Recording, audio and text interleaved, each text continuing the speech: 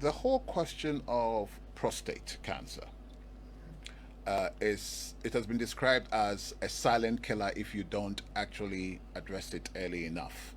Um, how do we as men manage our prostate effectively to ensure that we don't become susceptible to prostate cancer? Okay. I'll say that we, from the African background, are at a disadvantage. Because I know you have got the Caucasians and white listen to us, we've got those in the Asians listen to us.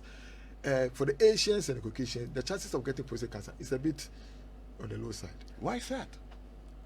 It has to do with two important things. One is genetics. We inherit some genetic components on chromosome 1, which runs through us as Africans, which predisposes us to developing prostate cancer. Okay. So an African in Brazil, an African in Nigeria, an African in Austria has the same risk of developing prostate cancer like any other African, and it is higher.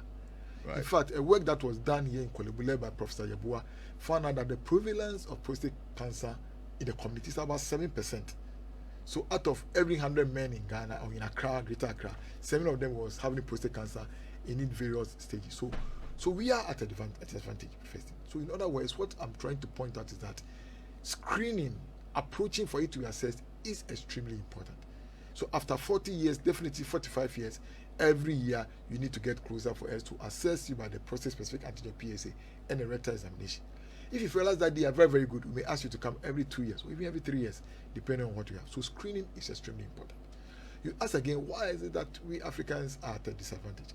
The next thing is that we have high levels of testosterone compared with the Asians and the other groups.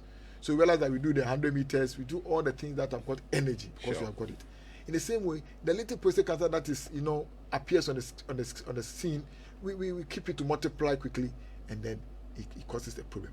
So these are the two things: we inherit it, and we've got a high testosterone level, and this is the reason. So we are at a disadvantage. How do we prevent it? We talk about exercise as a risk factor. If you don't exercise, if you are obese, it's a risk factor. Smoking. So if you're an African, you are best staying away from smoking, because if you're an African and you smoke, then you need to keep checking your prostate more frequently because it puts you at risk.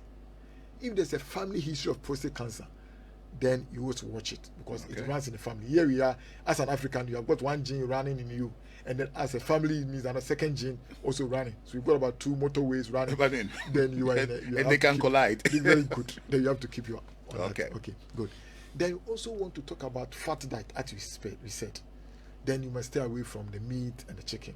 Stay with fish, stay with the vegetables, and probably you will be able to help yourself. Also talk about the red vegetables. A lot more tomato, a lot more watermelon, a lot more the red carrots.